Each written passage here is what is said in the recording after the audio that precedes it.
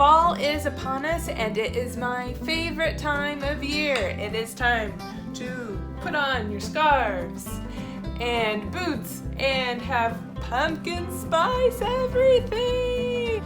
Unfortunately for me, we won't be getting to break out those boots and scarves until probably late November, because in Texas, it seems to like to cling to this summer weather the way a wetsuit clings to a surfer, but that's just the California girl in me talking. I digress. So we just recently brought down all of our fall decor from the attic, and it made me start to think of how you can bring fall into your classroom. And some of the pumpkins that we have on our mantle are actually jack-o'-lanterns that I had created for my children, and I had carved into artificial pumpkins that were carvable artificial pumpkins, and so we can use them year after year. And I thought, you know, this might be something that people might want to have in their classrooms because they're really fun. I'll show you. This is my son, James. So it has his name in the smile. We have Ellie. Now I'm going to show you how you can make one for your very own classroom, or maybe even for your house, for your kids. It's just a fun craft thing that you can do to bring some fall spirit to your home. And don't worry, it can be done on paper pumpkins if you aren't adventurous or maybe don't have the room in your classroom or your home for a bunch of really big artificial pumpkins. First and foremost, when you are planning your pumpkin, you need to take its shape into account. Is it tall? Is it squat? Is it irregularly shaped? That will dictate the way that your face that you're going to draw on your pumpkin is going to be placed. Next, you want to practice the mouth and the name that is going to be used inside of it. I am going to be using my name as an example, and you want to make sure that the letters are touching at the top and the bottom in order for it to maintain its shape when you are going to go in and cut parts out of the mouth in the carving. It's best to use uppercase letters and make sure they are hollowed out so that you have room to carve around. And I'm going to do a time lapse of my process in drawing out, cleaning this up, so it makes it a little bit easier for you to follow my process.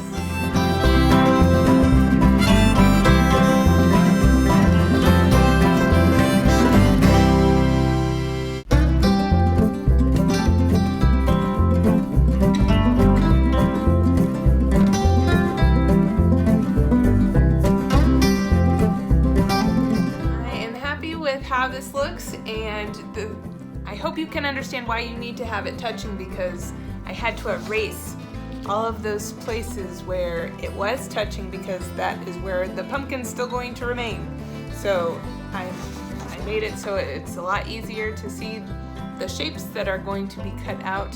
And now that I'm done with the mouth, I am ready to move on to... I like happy, silly jack-o'-lanterns, so my jack-o'-lantern's eyes are always smiling. But you do you. You choose the eyes that you want best for your own jack-o'-lantern.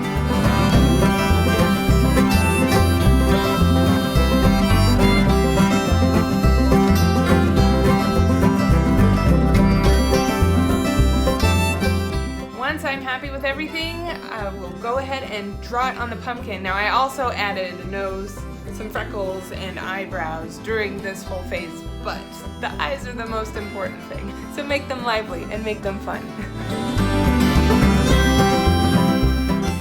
Now if you're brave enough to go ahead and draw freehand based off of the pattern that you created, go for it. Otherwise, I would suggest cutting out the places you're going to be cutting on the paper so you can just hold it up and trace from there onto the pumpkin.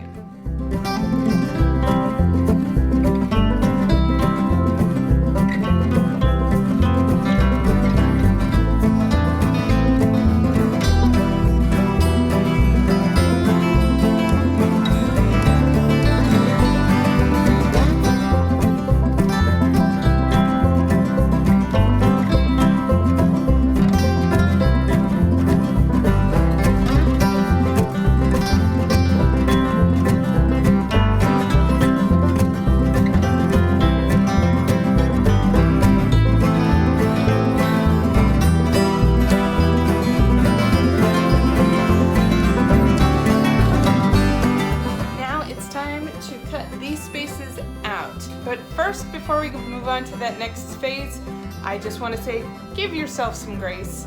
The paper is flat, a pumpkin is round or curved, so it doesn't stay with it as well. So as long as you get the general idea, it's still, even though I had a couple of hiccups, it still looks pretty good. So now it is time to carve. Now you can use a pumpkin carving kit in order to carve your pumpkins, but be sure that you get a pumpkin that says that it is carvable.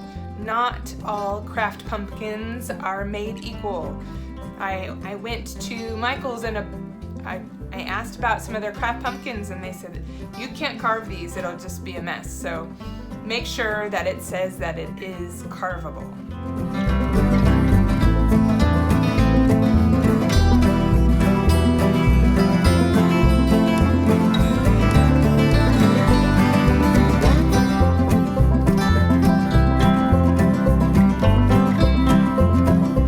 Since your classroom is so well lit, putting one of those battery-powered candles inside the jack-o'-lantern wouldn't really give it the kind of effect that you would want. Something you might want to consider is putting contrasting colored construction paper inside the pumpkin to help it stand out so people can see what it is that you have done here.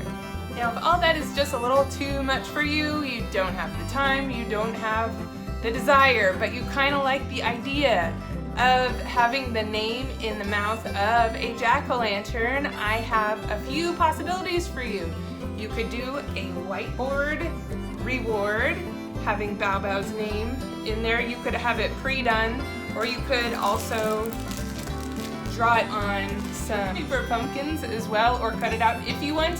You don't need to. It probably is a lot easier just to draw it on. It is entirely up to you.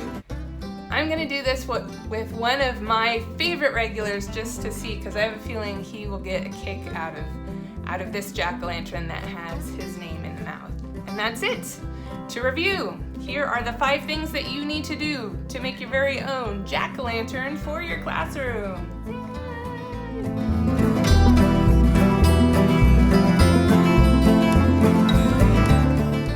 Any questions, please post them in the comments, and if you liked this video, please subscribe so you don't miss out on any new content. This is me for Cindy. I am signing off. May you get a chance to add some fall to your classroom. May your jack-o'-lanterns be fantastic, and may the weather cool off, because I've got some boots I want to wear. See ya.